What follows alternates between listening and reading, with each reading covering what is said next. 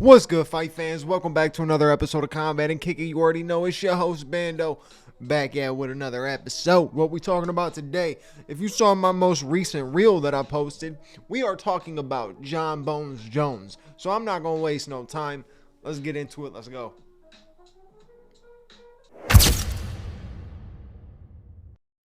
Like I said, we talking about Jon Bones Jones because my man is just making request after request after request. I don't know what else it's going to take for this man to actually just sign on the dotted line and make this fight happen. He is doing everything he possibly can to stall out this fight with Tom Aspinall. Now look, I don't want to be the guy sitting back saying, oh, Jon Jones is scared of Tom Aspinall, because I feel like if you step into the octagon, there's no such thing. You don't fear any other man, right? Yeah, of course you fear the possibility of losing, but you don't fear the opponent. And I don't think Jon Jones fears Tom Aspinall. I just think Jon sees the most difficult fight in the division is that one ahead of him. He doesn't want to lose to this guy now, especially how much Jon has built on this, talking all the shit, telling Tom that he needs to end up doing more than him. All the stuff that he has been saying, like just saying that Tom Aspinall will never be the type of champion he was. He'll never have as many title defenses. He needs to get more title defenses to fight Jon Jones, and it's like, dog, he can't get more title defenses. He's the fucking interim champion. They're not supposed to defend their belt. They're supposed to fight for the championship. So stop ducking. I just truly don't think that he wants to, one, go through another generation of fighters, and two, he doesn't want to lose to Tom Aspinall. It's not that he's scared he's going to lose to Tom Aspinall. He doesn't want to lose to Tom Aspinall. If he would have lost to Stipe, that's fine, because there would have been a built-in thing of, oh, well, Stipe's arguably the greatest heavyweight of all time. So you can put that in there. If Jon would have got knocked out, you'd be like, oh, I got knocked out by Stipe, one of the greatest heavyweights of all time. You know what I'm saying? So he would hold that one, comparing to, oh, I lost to Tom Aspinall. Let's just face it. Tom Aspinall is the next big thing.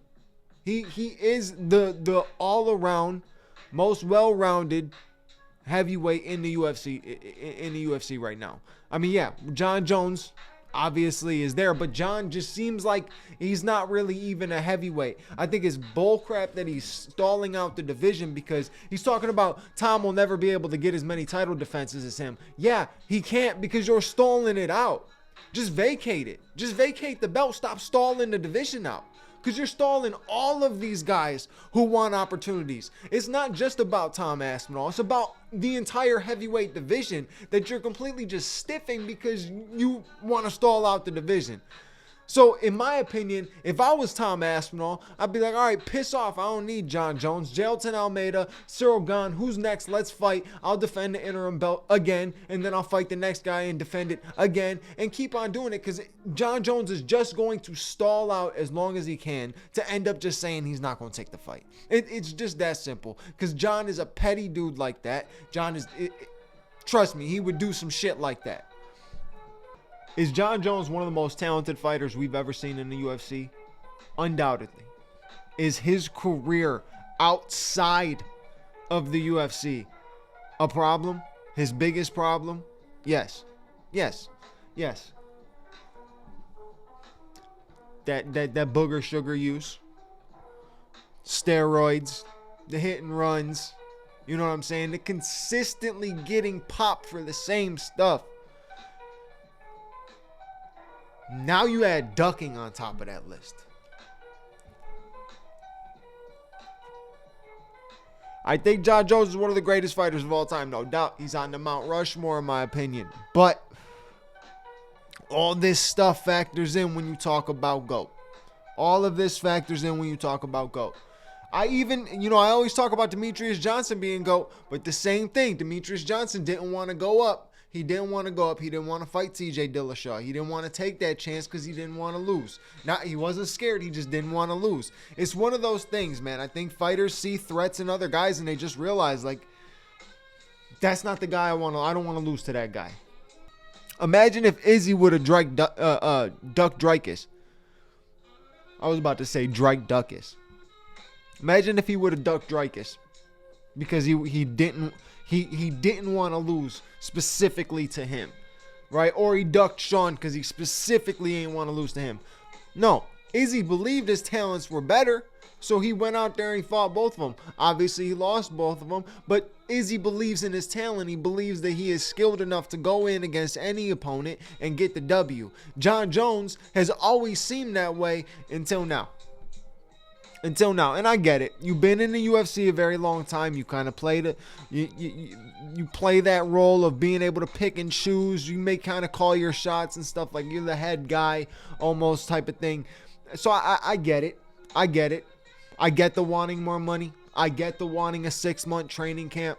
But I feel like you're going to get the 6 months. We're not even going to get an official fight announcement within the first 3 months, right? And then once that happens, it'll be another 6 months, and then 9 months, and then a year, and then a year and a half, and then all of a sudden, Jon Jones retires from the sport of MMA. Either give Tom Aspinall a shot, sign on a dotted line, get this fight set up for International Fight Week, make this one of the biggest fight cards you could possibly make it, because this is one of the biggest fights you could possibly make. So either make that happen, or Jon Jones vacate, or if Jon's going to keep playing the stall-out game, Tom, defend the interim belt again. That, to me, that's the solution that solves all the problems. Maybe not all of them. But that's it for this little quick episode. I just had to come through and talk about that because, Jon's just making a lot of requests, and he did the same thing when they were talking about him versus Francis Ngannou, how much money he wanted, all this and that on these terms, on that terms.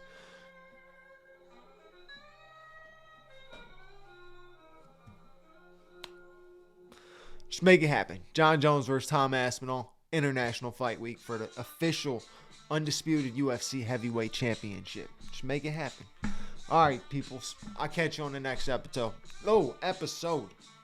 Can't talk. Like, comment, subscribe, hit the bell notification button. I'll catch you on the next episode, like I said. Peace.